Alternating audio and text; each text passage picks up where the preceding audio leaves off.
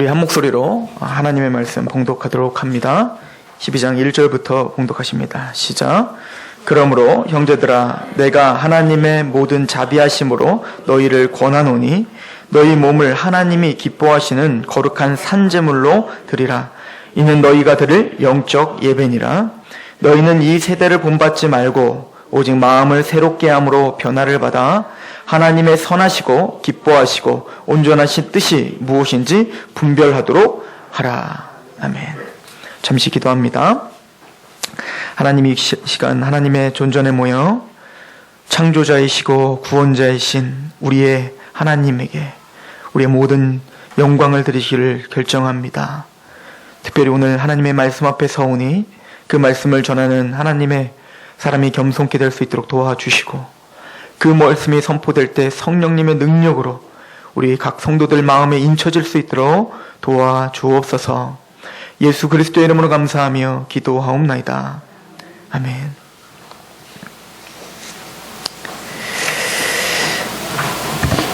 오늘 제목은 지각 있는 예배라고 제가 정해봤습니다. 오늘 사도 바울은 로마서 12장 1절에 이야기를 하면서 너희는 너희 몸을 하나님이 기뻐하시는 거룩한 산제물로 드리라. 너희가 드릴 영적 예배다라고 이야기를 합니다. 우리는 영과 진리로 예배를 드려야 하지요. 그래서 오늘 여러분들의 마음이 정말 영과 진리로 드려지는 예배이길 소망합니다. 요한복음 4장에 나오는 우리가 예배할 때에 영과 진리로 예배를 드려야 할지니라 라고 이야기를 할 때에 그 영이라는 단어와 오늘 영적 예배니라 라고 할 때 이 영이라는 단어는 다른 단어예요. 요한복음 4장에 있는 단어는 푸뉴마라고 하는 단어입니다. 우리가 말하는 진짜 영이에요. 그래서 요한복음 4장에서 말하는 영적 예배는 정말로 영으로 드리는 예배예요. 그래서 이런 형식적인 예배가 진짜 예배가 아니고 이 형식 속에서 하나님과 영적으로 교통하는 예배를 드려야 된다는 거예요. 믿으십니까? 그렇다면 오늘 로마서 12장에서 말하는 예배는 바로 영적 예배니라 라고 할 때 쓰는 단어는 푸뉴마가 아니라 로기켄이라고 하는 단어예요. 이거는 로기코스라고 하는 단어인데 이성적인, 합리적인, 지식적인, 지각이 있는 이런 뜻이거든요. 그러면 우리 구원받은 하나님의 백성들이 드려지는 예배는 물론 영적인 예배지만 무엇을 사용해야 돼요? 지각을 사용하는 예배예요. 오늘이 종료주일입니다. 예수님께서 예루살렘을 입성했을 때 그 이스라엘의 군중들은 예수님을 찬양했죠. 호산나 다윗의 자손이시여 라고 하며 하나님을 목소리 높여 찬양하고 막 감격도 있고 아마 눈물을 흘리는 사람들 많았을 거예요. 메시아가 입성하신다 막 난리를 폈을 것입니다. 그러나 그들의 그 호산나 다윗의 자손이여 라고 하는 찬양은 합당한 찬양이 아니었어요. 그렇게 호산나 다윗의 자손이여 라고 불렀지만 그들은 며칠이 못 가 그 호산나 다윗의 자손이라고 메시아라고 자기 스스로 고백했던 그들을 십자가에 못 박으십시오 라고 했단 말이에요. 이해가세요? 우리가 감정에 취하고 군중들의 어떤 그 분위기에 취해서 예배드리는 것, 그것이 예배가 아니에요. 지식을 사용하셔야 됩니다. 내가 예수님을 왜 찬양해야 됩니까? 예수님 그 메시아 하나님이 도대체 누구십니까를 명확하게 알고 드리는 예배를 주님은 받으시는 거예요. 우리는 신령과 진정이라고 이야기할 때 그 영적 예배를 신령하니까 어떻게 이야기를 하냐면 막 신령한 거, 막 신령한 산신령 생각나시죠?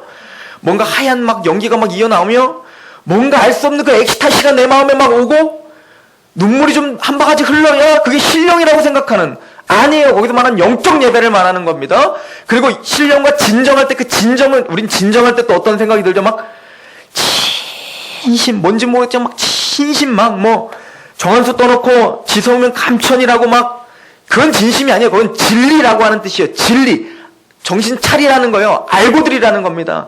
예수님이 누구신지, 하나님이 누구신지, 내가 어떻게 구원함을 받았는지, 나의 삶을 주님이 어떻게 인도하셨는지, 또 일주일의 삶 가운데 나를 어떻게 보호하셨고 섭리하셨는지 생각하며 드리는 예배예요. 찬양을 부를 때에도 하나님의 은혜로 이 쓸데없는 자 왜 구속하여 주셨는지 난 알 수 없도다. 이게 형식적으로 부르진다면 아무 소용없는 예배가 된 거예요. 생각하시는 거예요. 아, 하나님의 은혜를 생각하시는 거예요. 나같이 쓸데없는 자, 그렇지. 내가 어떤 죄인이었는데, 내가 얼마나 하나님 앞에 버림받기 합당한 자였는데, 나는 지옥 형벌을 받을 그런 자였는데 왜 나를 구원해 주셨지? 우리는 알 길이 없는 거예요. 그 은혜를 측량할 길이 없는 거예요. 그 감사와 감격을 알고 드리고 찬양하는 것, 이것이 영적으로 또 진리로 드리는 예배예요. 믿으십니까? 그래서 우리에게 말할 때 영적 예배니라, 로기캔, 합당한 예배, 합리적인 예배, 이성적인 예배, 지각을 사용하는 예배. 저는 우리 서산상록교회 모든 성도들이 그런 생각하며 하나님의 은혜를 헤아려보며 그렇게 하루하루를 예배자로 살아가길 소망합니다. 이것이 구원받은 자의 합당한 예배라고 성경은 이야기하고 있는 거예요. 오늘 말씀은 그러나 이 말씀보다 좀 더 깊이 있게, 그리고 더 구체적으로 우리의 실제적인 삶을 적용하며 이야기하고 있습니다. 로마서 12장 1절에 보면, 그러므로 형제들아 내가 하나님의 모든 자비하심으로 너희를 권하노니 너희의 몸을 하나님이 기뻐하시는 거룩한 산 제물로 드려라 라고 이야기하고 있어요. 여러분들은 제사를 드리려면 제물을 바쳐야 되잖아요. 제사와 제물은 이미 끝났습니다. 믿으십니까? 히브리서 10장에 보면 자세하게 나와요. 율법은 장차올 좋은 그림자이다. 그래서 제사, 제물, 양 잡고 비둘기 잡고 순념소 잡고 이런 모든 것들은 장차올 좋은 것의 그림자예요. 그 장차올 좋은 것은 누구십니까? 예수 그리스도요. 그 예수 그리스도의 피값으로 사신 교회요. 바로 성도를 모형화한 거라고요. 첫 것은 패하심은 둘째 것을 세우려 하시며 단번에 그의 십자가로 예수님이 그의 몸을 들이심으로 이제 더 이상 제사는 필요 없어요. 더 이상 제물은 필요 없어요. 그래서 오늘 우리는 성전에 모여서 양 안 잡는 거예요. 이미 예수 그리스도가 우리의 영원한 제물이 되셨거든요. 그래서 우리 마음에 그 영원한 제물 되시는 예수 그리스도에 대한 감격, 그 십자가에 대한 감격만 가지고 이 땅에 이곳에 오셔서 그 감격을 생각하시며 하나님께 찬양하시고, 그 감격을 생각하시며 그 십자가의 고난과 그 은혜를 생각하시며 말씀을 들으시고, 그 자기 아들을 내어 주기까지 헌신하신 하나님, 창조하신 하나님, 그 하나님의 말씀이구나 라고 그 말씀에 내 마음을 적용하신다면 그것이 하나님께 드려지는 제사가 돼요. 믿으십니까? 그런데 하나님이 우리에게 원하시는 제물이 있대요. 양이 아니요, 순염소가 아니에요. 하나님이 그런데 우리에게 받으실 제물이 하나 있다는 거야. 신약 성도들에게 받을 제물, 헌금을 말하는 게 아니에요. 여기서 말하는 제물이 무엇입니까? 너희의 몸이에요. 구원받은 자의 몸, 우리 몸을 하나님께 산 제물로 드려라 하는 거예요. 이제는 어떤 양을 대속제물로 바치는 게 아니고 예수 그리스도의 십자가로 삶을 다시 살아간 그 은혜를 깨달은 우리 몸을 하나님께 제물로 바쳐야 된다. 이것이 영적 예배니라. 이것이 합당한 예배니라. 이것이 합리적인 예배니라. 믿으십니까? 오늘 말씀은 그 얘기를 하고 있는 것입니다. 그렇다면 우리가 어떻게 우리의 몸을 거룩한 산제물로 드리고 있습니까? 여러분, 아담과 하와가 에덴 동산에서 타락하기 전에 아담과 하와는 우리처럼 찬양 시간, 설교 시간, 광고 시간, 떡 떼는 시간, 이런 구체적인 어떤 시간표가 없었겠죠. 형식적인 어떤 예배가 없었겠죠. 그러나 온 인류가 통틀어 가장 합당한 예배를 아담과 하와는 에덴 동산에서 드렸겠죠. 타락하기 전에. 그죠? 즉 말하는 게 예배였고, 행동하는 게 예배였고, 걸음걸이가 예배였고, 사람들을 대하는 게 예배였고, 사과 하나 따먹는 것도 예배였겠죠. 믿으십니까? 왜요? 온통 하나님에 대한 사랑으로 충만했으니까요. 그래서 우리가 진짜 추구하는 예배는 무엇입니까? 너희가 먹든지 마시든지 무엇을 하든지 하나님의 영광을 위하여 하라. 누구를 만나든 누가 이야기를 하든 또 어떤 상황이 닥쳤을 때 이 상황을 통하여 하나님께 영광 돌릴 수 있는 일이 무엇인가를 우리는 항상 생각하며 사는 사람들이에요. 이것이 우리의 몸을 거룩한 산제물로 드리는 방법이에요. 믿으십니까? 그래서 로마서 12장 2절은 이렇게 말을 합니다. 너희는 이 세대를 본받지 말고, 이 세대의 풍습, 이 세대의 문화, 그거에 물들지 말라는 거예요. 연어가 물을 거슬러 올라가는 것처럼 이 세대의 거대한 그 물결은 우리를 끊임없이 잠식해 들어오고 있잖아요.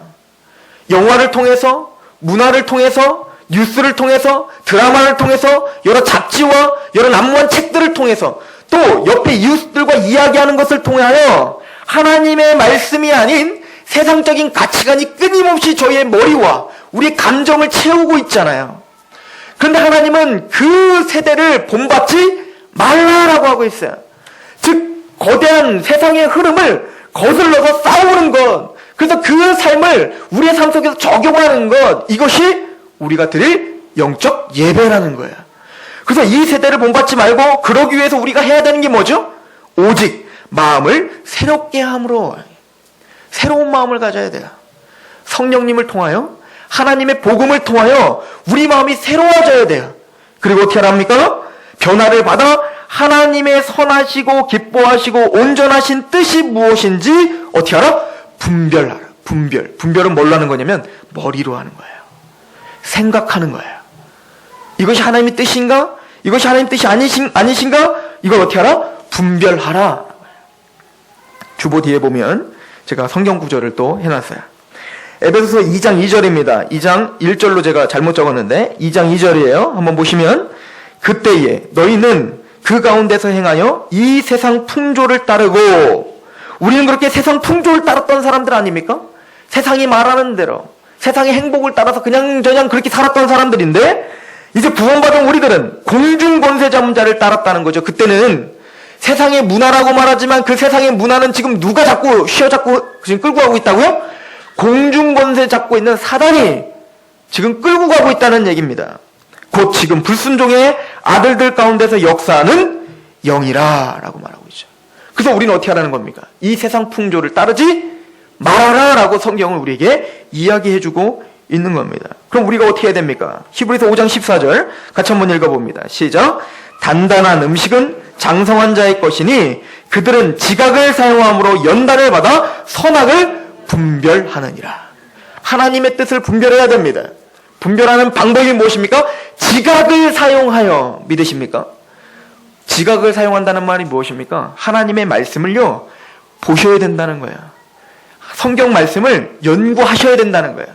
성경 말씀을 매일매일 묵상하셔야 된다는 거예요. 그리고는 어떻게 하라고요? 지각을 사용하셔야 돼요. 어떤 일이 닥쳤을 때 그래 오늘 이 말씀을 읽었는데 이 말씀대로 살아야지. 어떤 사람이 나에게 어떤 비난을 했을 때 예수님이라면 어떻게 했을까? 오른뺨을 때릴 때 왼뺨을 돌려 대라고 했지. 이 말씀을 갖고 어떻게 해야 돼요? 싸우셔야 되는 거예요. 이게 지각을 사용하는 거예요. 하나님의 말씀을 끊임없이 생각하셔야 되는 거예요. 그럼 어떤 일이 벌어지냐면 연단을 받아요. 왜죠? 나는 한 대 치는 게 내 마음에 더 시원하거든요. 이 사람이 비난했을 때 그냥 한 대 치고, 아니 9대 쳐야 우리는 마음이 후련한 사람들이거든요. 그런데 이 사람이 나에게 모욕을 할 때 하나님 말씀이 막 생각나는 거예요. 로마서 12장 말씀에 막 생각나요. 원수를 어떻게 하라는 겁니까? 악으로 선으로 악을 이기라는 거 아닙니까? 나를 핍박하는 자를 축복하라는 거 아닙니까? 쉽습니까? 안 쉬운 거예요. 그러니까 우리 안에 뭐가 생겨요? 갈등이 생기는 거예요. 힘든 거예요. 이걸 성경은 뭐라고 하냐면 십자가라고 말해요. 자기 십자가. 예수님을 모욕하고 예수님에게 침을 뱉고 예수님에게 비아냥거렸죠. 네가 진짜 메시아라면 십자가에서 내려와봐. 너도 하나 구원 못하면서 누굴 구원한다는 얘기야. 생각 같아서 내려와서 그냥. 근데 주님은 어떻게 합니까? 주여, 저들이 지금 무슨 일을 하는지 모릅니다. 저들을 용서하여 주옵소서. 그 예수님을 스데반이 얼마나 닮았는지 몰라요. 스데반에게 돌을 던집니다. 복음을 전했더니 돌을 던집니다. 그랬더니 스데반이 어떻게 합니까? 주여, 저들이 하는 짓을 모릅니다. 저들을 용서하여 주옵소서. 이게 자기 십자가죠. 그렇다면 예수님을 닮은 스데반처럼 우리 또한 하나님의 말씀을 끊임없이 묵상하여 싸우시는 겁니다. 이것이 뭐라고요? 우리의 거룩한 몸을 거룩한 산제물로 드리는 방법이에요. 이것이 구원받은 자의 합당한 예배라는 거예요. 이런 삶을 반복적으로 할 때 우리는 하나님의 뜻을 분별하며 살아갈 수 있게 됩니다. 성경은 말씀을 통하여 하나님의 뜻을 분별해야 된다고 이야기합니다. 에베소서 2장 20절을 한번 보시면 여기 있습니다. 너희는 사도들과 선지자들의 터 위에 세우심을 입은 자라. 이 사도들과 선지자라는 것은 구약에서 활동했던 하나님의 말씀을 맡아 대언했던 선지자들, 또는 예수 그리스도가 오신 이후에 그 예수님의 말씀을 그대로 듣고 그 말씀을 받아 선포했던 사도들, 우리로 말하면 지금은 선지자와 사도가 없어요. 지금은 하나님의 신약과 구약이 우리의 뭡니까? 사도와 선지자예요. 왜냐하면 하나님의 말씀을 대언했던 그 메시지이기 때문에 그렇습니다. 즉 이 말씀은 뭐냐면 사도들과 선지자들 터 위에 세우심을 입었다. 우리 교회가, 여러분들의 신앙이, 여러분들의 믿음이 누구 위에 세워져야 된다고요? 사도들과 선지자. 즉 말씀 위에, 우리는 하나님의 말씀 위에 우리의 신앙이 세워져야 된다고 이야기를 합니다. 에베소서 2장 22절을 보시면 너희도 성령 안에서 하나님이 거하실 처소가 되기 위하여 그리스도 예수 안에서 함께 지어져 가느니라. 즉 하나님의 말씀을 기반으로 반석으로 우리는 우리의 신앙을 세워가야 돼요.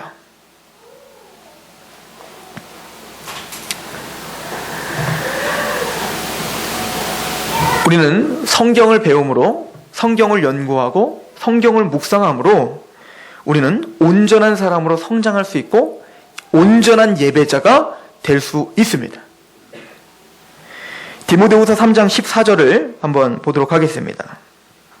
5번째 보면 있어요. 디모데후서 3장 14절 같이 한번 읽어볼까요? 시작. 그러나 너는 배우고 확신한 일에 거하라. 너는 내가 누구에게 배운 것을 알며. 이렇게. 그러나 너는 배우고 확신한 일에 거하라는 거죠. 즉 어떻게 하는 거예요? 사도 바울이 사도들이 가르쳐줬던 그 가르침, 그 말씀, 거기에 어떻게 하는 거예요? 확실한 일에 거해야 돼요. 우리의 믿는 바를 확실히 알아야 된다고. 이게 지각을 사용하는 예배라니까요. 15절 읽어봅니다. 시작. 또 어려서부터 성경을 알았나니 성경은 능히 너로 하여금 그리스도 예수 안에 있는 믿음으로 말미암아 구원에 이르는 지혜가 있게 하려 합니다. 즉 성경을 우리는 봐야 돼요. 말씀을 통하여 우리는 뭘 받아요? 구원을 받아요. 성경을 몰라요. 성경을 전혀 모르고 약속도 모르는데 구원받았다는 거 거짓말이에요. 기도할 때 구원받는 거 아니에요. 하나님의 약속이 선포되고 그 약속의 말씀이 선포될 때 그 말씀으로 구원받는 거예요. 믿으십니까? 성령님은 그 말씀을 통하여 여러분들을 구원시키십니다. 그 말씀을 통하여 여러분들의 삶을 변화시키십니다. 성령님은 그 말씀을 떠나서 우리에게 활동하시지 않으십니다. 왜냐하면 성령님은 진리의 영이시기 때문에 그래요. 진리의 영이란 하나님의 말씀과 하나님과 동일하다는 거예요. 왜냐하면 성령님은 삼위일체시기 때문에 그래요.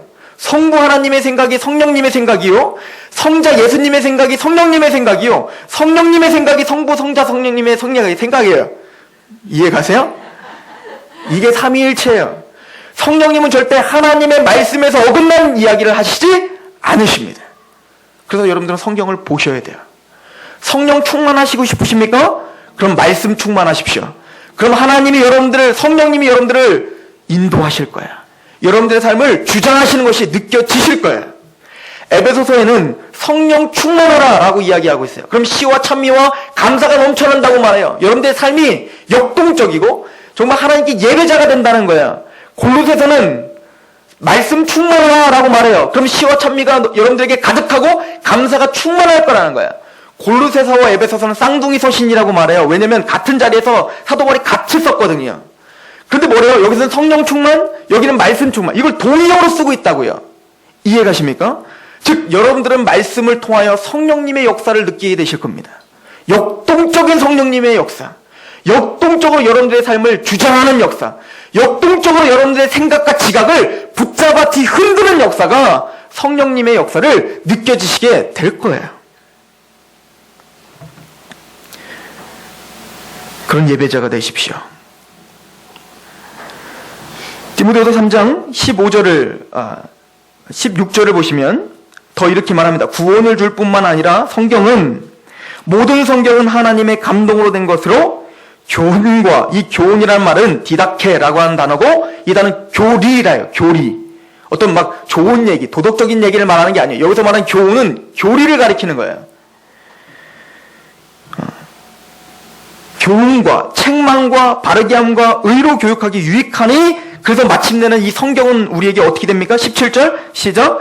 이는 하나님의 사람으로 온전하게 하며 모든 선한 일을 행할 능력을 갖추게 하려 함이라. 여러분들의 삶 속에서 하나님의 말씀이 이루어지길 소망합니다. 여러분들의 삶 속에서 여러분들이 몸을 들여 거룩한 산제물이 되시길 소망합니다. 그러기 위해서 우리에게 필요한 게 뭐라고요? 말씀이에요. 이 성경은 여러분들을 온전케 합니다. 묵상하십시오. 하나님의 말씀을 보셔야 돼요. TV 보는 시간보다 말씀 보는 시간이 사실 더 많아야 돼요. 영화 보는 시간보다 경건서적 보는 시간이 더 많으셔야 돼요. 그렇지 않으면 우리 싸울 수가 없다니까요. 일주일 내내 뉴스와 매스컴과 드라마에서 그 화려한 것이 행복이라고 하는 그런 메시지를 듣다가 일주일에 한 번 고난받는 것이 축복입니다라고 하는 것이 들리겠냔 말이에요. 우리의 삶이 변화되겠냔 말이에요. 일주일 내내 스마트폰 붙잡고 게임하시고, 일주일 내내 스마트폰 붙잡고 네이버로다가 여러 대 궁금증들이나 해소하다 보면, 그리고 일주일에 한 번 딱 한 번 와가지고 성경 한 번 말씀 듣고 정말 여러분들의 삶이 예배자가 되겠냔 말이에요. 현실 불가능해요. 그렇게 세상적인 거에 다 그렇게 살다가 하루 딱 들여서 눈물 흘린다고 그 예배가 영적 예배라고 착각하면 안 된다고요. 우리의 삶의 패턴을 바꾸셔야 됩니다. 영적인 예배, 지각 있는 예배로 바꾸셔야 돼요. 기도를 하는데 하나님 말씀이 생각이 안 나요. 하나님 뜻이 분별이 안 돼요. 왜죠? 뭐 채워놓은 게 있어야죠. 생각날 수 있는 말씀이 있어야죠. 두려워 죽겠어요. 어떤 당황스러운 일이 벌어졌을 때 기도했어요.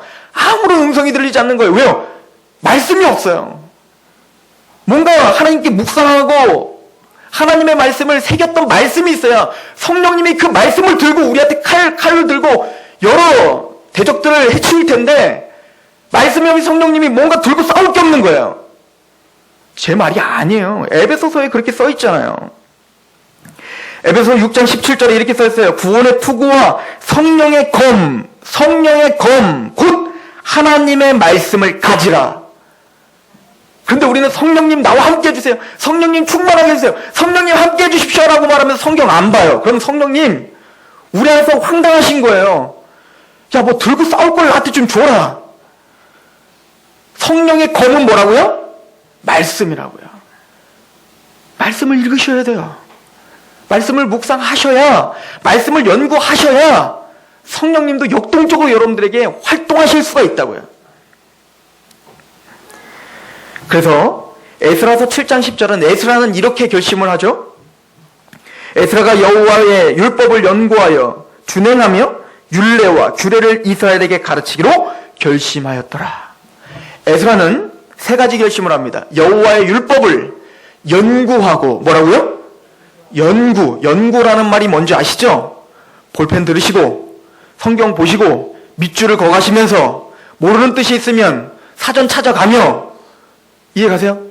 연구하셔야 된다고요. 연구. 하나님의 말씀이 이해가 안 가면 목사님한테 전화를 해서, 목사님 이 뜻이 도대체 무슨 뜻입니까? 도저히 이해가 가지 않아요. 제가 여기 부임한 이후로 저 그런 전화 받은 적 한 번도 없어요. 그런 전화는 새벽에도 받을 테니까 전화하세요.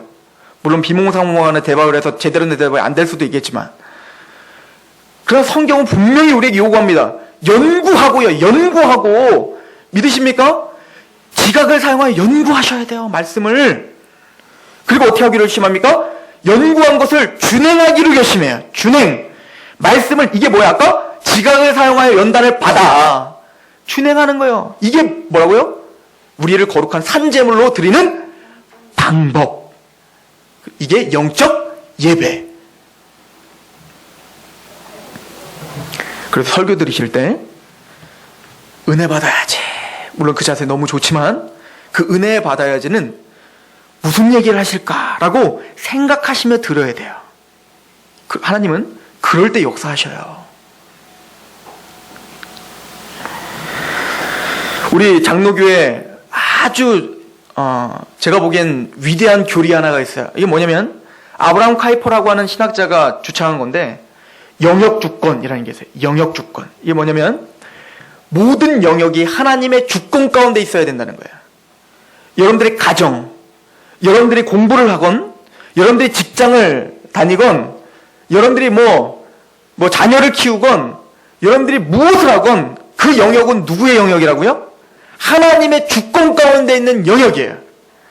칼빈이 종교개혁을 일으키면서 이런 얘기를 해요. 우리 세계사 배우면 다 배워요.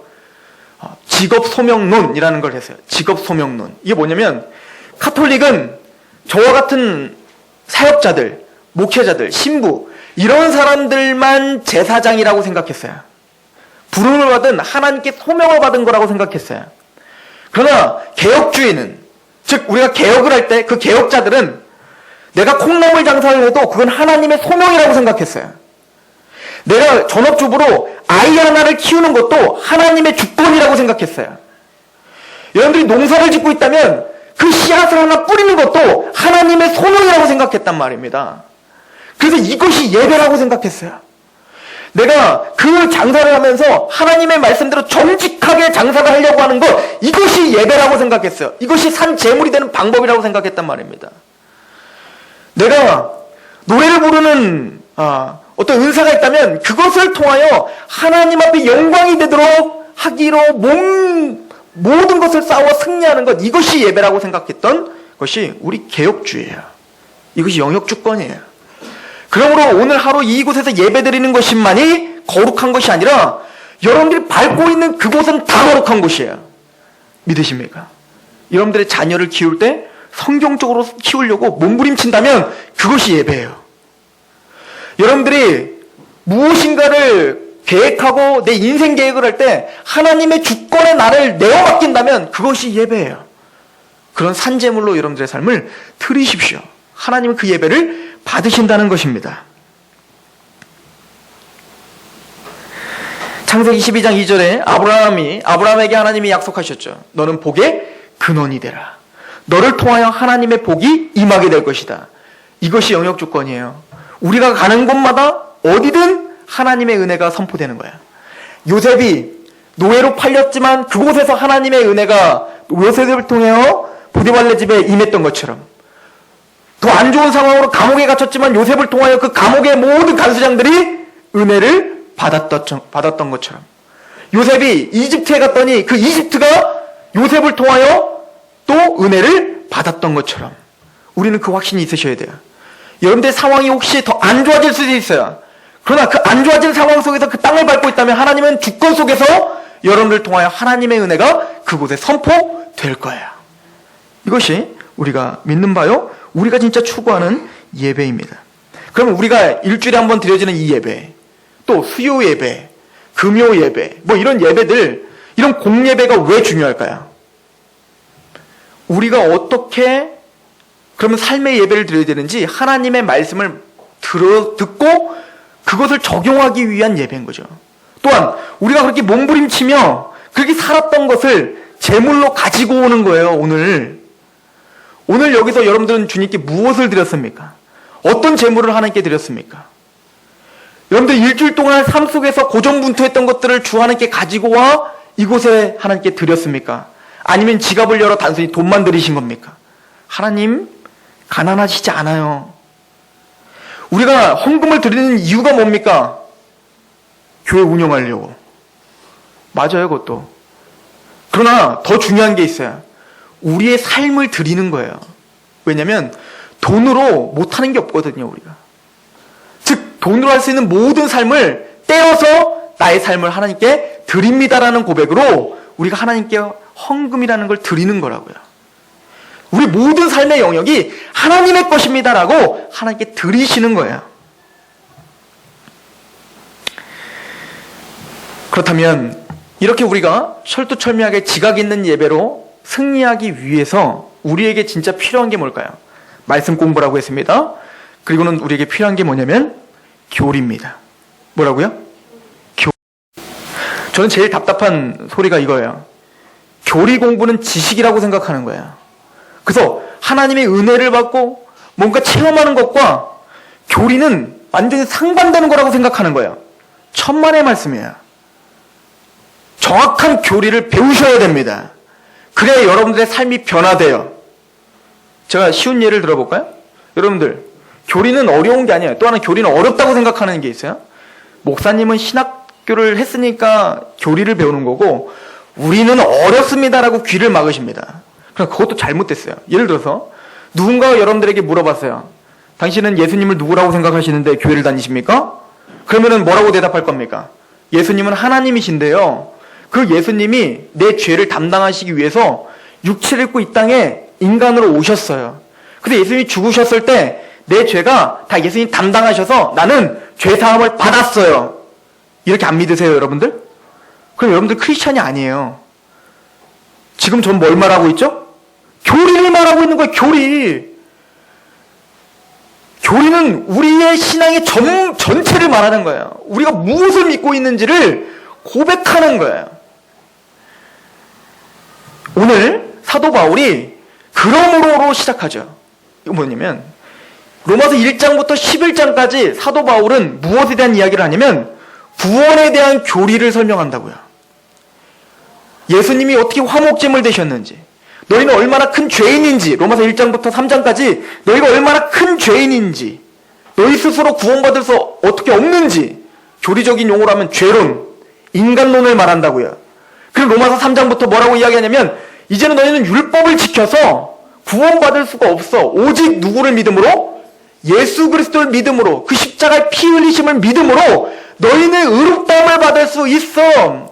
이신칭이 믿음으로 의롭다함을 받을 수 있어.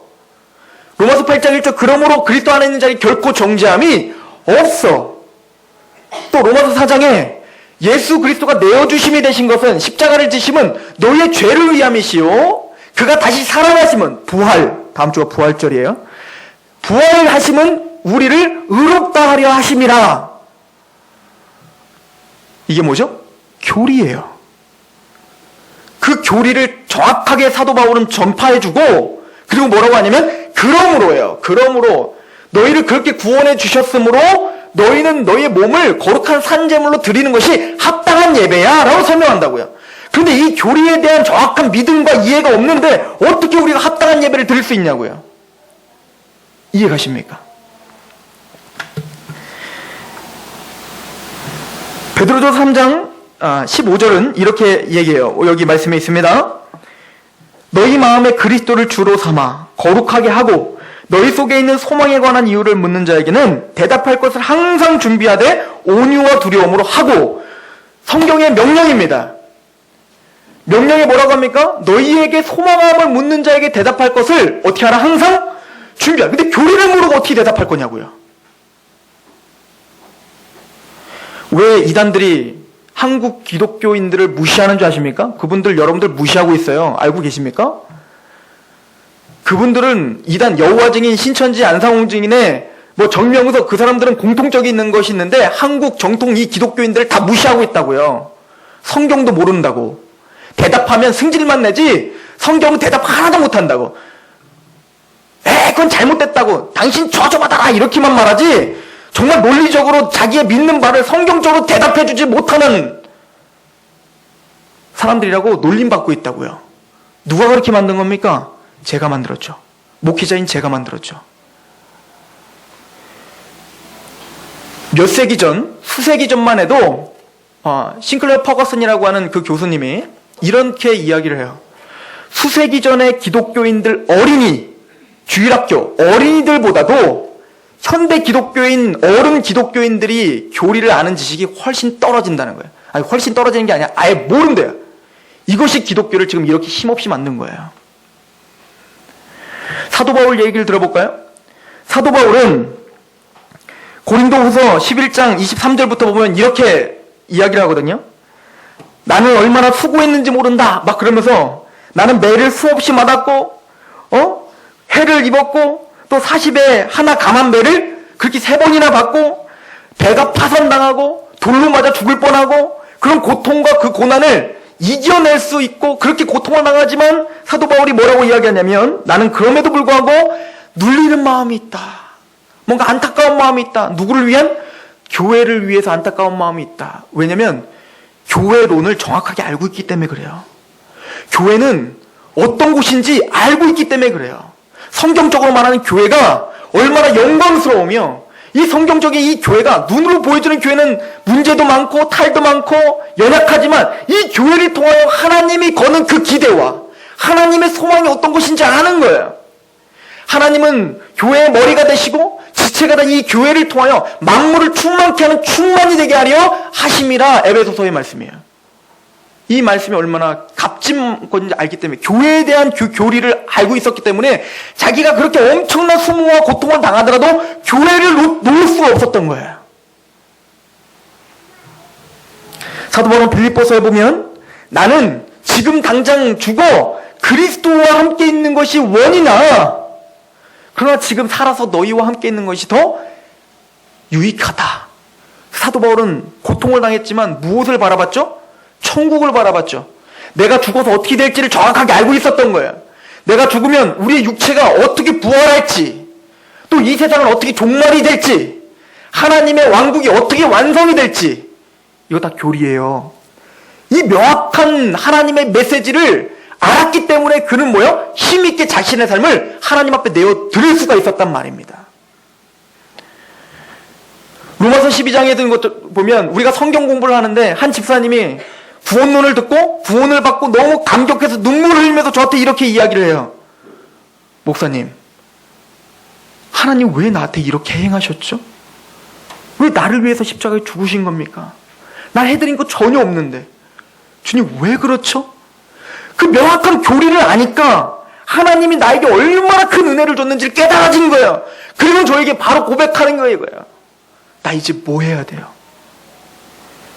그 교회를 통하여 하나님의 은혜를 깨달아야 로마서 12장 말씀이 보이는 거예요. 그러므로 이제는 너희의 하나님이 기뻐하시는 너희의 몸을 산제물로 드려.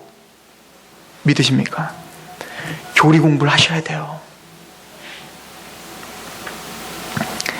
로마서 6장 17절을 한번 보십시오. 로마서 6장 17절 18절인데요. 같이 한번 읽어봅니다. 시작. 하나님께 감사하리로다. 너희가 본래 죄의 종이더니 너희에게 전하여 준 바 교훈의 본을 마음으로 순종하여 죄로부터 해방되어 의에게 종이 되었느니라. 여기 보면 뭐라고 하냐면 하나님께 감사하리로다. 너희가 본래 죄의 종이더니 너희에게 전하여 준 바 교훈의 본이라. 교훈의 본. 투폰 디다스케 이런 말이에요. 투폰이라는 말은 뭐냐면 스탬프로다가 이렇게 찍잖아요. 그죠? 스탬프로다 도장 찍을 때 어때요? 막 찍을 때마다 달라요? 아니요. 똑같은 모양을 우선 파요. 본을 딱 파서 찍으면 똑같은 모습으로 꽝 찍으면 똑같아지고 땅 찍으면 똑같아지고 땅 찍으면 이러잖아요. 그죠? 이게 교리의 본인 거예요. 교훈, 디다케, 교리. 교리의 스탬프가 있다는 거예요. 그래서 교리 공부를 하면 공부를 통하여 그 교리가 우리 마음에 어떻게 된다는 거예요? 찍힌다는 거예요. 딱딱 찍힌다는 거예요. 그럼 어떻게 될까요? 찍히면 이제는 우리가 의의 종이 된다는 거예요. 즉 예수 그리스도에 대한 교리가 우리 마음판에 스탬프처럼 딱 찍히면 하나의 틀이 생긴다는 거예요. 그래서 같은 것에 감격하고 같은 소망을 바라보고 예수 그리스도 십자가에 의하면 같이 막 눈물을 흘리는 거예요. 세상 사람은 이해 못하는데 우리는 똑같은 본이 딱딱딱 찍히니까 어때요? 같은 교리에, 같은 십자가에, 같은 교회에 눈물을 흘리더라. 지금 그 얘기를 하고 있는 거예요, 사도 바울. 열심을 내십시오. 여러분들이 아는 만큼 확신할 수 있어요. 제가 이단 세미나 가면 꼭 하는 게 있어요. 뭐냐면 안식일이 언제입니까? 주일이 언제입니까? 이걸 물어봐요. 여러분들 주일이 언제예요? 주일이죠. 일요일이죠. 안식일이 언제입니까? 우리는 주일이라고 생각해요. 그죠? 우리 그렇게 믿어요. 그래서 안식일을 우리는 주일날로 섬겨요. 그런데 안식교나 안상홍 주일은 언제가 안식일이라고 생각하죠? 토요일이죠. 성경은 언제가 안식일이라고 그래요? 토요일이라고 하잖아요. 그래서 우리는 당연히 안식일을 거룩하게 지키라는 말씀을 어떻게 알고 살아요? 주일날 열심히 성수주일하면 되는 거지? 라고 그냥 막연하게 알고 있다고요. 그런데 만약에 어떤 사람이 난 그 믿음이죠. 믿음. 그죠? 난 오늘 안식일을 거룩하게 지키고 있어. 라고 믿음을 갖고 있다고요. 근데 어느 안상홍증인애가 또 안식교가 말씀을 갖고 들이대는 거야. 아니, 성경은 한 번도 안식일 토요일인데 토요일날 예배를 드리라고 했지 언제 주일날 예배를 드리라고 했습니까? 그리고는 막 그 확실한 증거라는 책이 있어요. 안상홍. 그걸 딱 보면 백과사전과 스크랩한 걸 갖고 와갖고 콘스탄틴 대제가 AD 313년에 밀라노 칙령을 해가지고 다태양신 숭배하려고 일요일날로 바꿨단 말입니다. 그런데 왜 당신은 일요일날 예배를 왜 드리고 안식일날 예배를 안 드립니까? 그러니까 당신 사탄 쫓는 종교 아닙니까? 이렇게 얘기하면은 믿음이 흔들리기 시작하는 거예요, 사람들이. 그러게? 왜 나는 일요일날 예배를 드린다고 믿고 있었지? 그러니까 그 믿음은 뭐예요? 모래 위에 세운 믿음인 거예요. 그런 구절들을 계속 들이대면 어때요? 믿음이 흔들리는 거예요. 나중에 그리고 내가 잘못 믿었구나가 되는 거예요. 근데 골로새서에 보면, 2장에 보면 먹는 것과 마시는 것과 월삭이나 안식일로 인하여 너희를 편론치 못하게 하려 함이라. 그 모든 것들은 그림자이나 오실자 참형상은 바로 예수 그리스도다. 이런 말씀들, 주일날 우리가 예배드려야 되는 그 말씀들, 말씀으로 우리가 교리 공부를 해놨다면 그 믿음은 확실하겠죠. 당당하겠죠. 담대하겠죠. 구원도 마찬가지예요. 예수 그리스도로 말미암아 구원받는 거 맞는데요. 근데 어느 사람이 와갖고 두렵고 떨림으로 구원을 이루라고 했는데 구원을 받은 거라고? 두렵고 떨리면 구원을 이루려잖아. 그리고 그런 구절들을 갖고 들이대는 거예요. 그럼 어때요? 그러게 내가 왜 구원 받았다고 했지? 난 구원을 이루어야 되는데? 이거 뭐예요? 믿음이 아닌 거예요. 그러니까 막연하게 예수 믿고 난 천국 갑니다 라고 하는 믿음은 제대로 된 믿음이 아닌 거야. 믿음은 들음에서 합니다. 들음은 그리스도의 말씀으로 말미암느니라. 말씀으로 기반돼서 확실하게 교리 공부를 해서 그렇게 해석하는 게 왜 틀린지, 또 왜 믿으면 즉시 구원받는지에 대한 확실한 약속을 잡고 믿어야 그 믿음이 진짜 반석 위에 세워진 믿음이라고요. 교리 공부하지 말아야 되는 게 아니에요. 해야 돼요. 열심을 내십시오. 한국교회 문제는 교리를 너무 등한시했기 때문에 문제인 거예요. 그러니까 이단들이 너무 쉽게 한국교회를 농락하고 있는 거 아닙니까? 오늘도 갑자기 혈압이 올라. 저는 우리 상록교회 성도들이 지각 있는 예배에 승리하시길 소망합니다. 하나님의 말씀에 입각한, 하나님의 구원의 감격을 가진 그런 예배자로 승리하시길 소망합니다. 기도하겠습니다. 하나님 아버지, 너무나 감사합니다. 우리는 하나님의 그 크신 은혜로 말미암아 구원함을 받아 주님의 은혜를 찬양하는 자들입니다. 주여, 우리를 불쌍히 여겨 주옵소서. 매 순간 우리의 감정과 우리의 연약한 지혜로 끊임없이 넘어지고 죄에 빠지는 우리들입니다. 매일매일 말씀을 묵상하게 하여 주시고 하나님의 예배에 선포되는 그 말씀을 통하여 우리를 다시 점검케 하여 주옵소서. 우리를 불쌍히 여기주실 하나님 앞에 이 좋은 교회에서 함께 말씀 공부를 하며 규제케 하실 하나님을 찬양하오며 예수 그리스도의 이름으로 감사하며 기도하옵나이다. 아멘. 우리 하나님 앞에 우리 찬양합시다.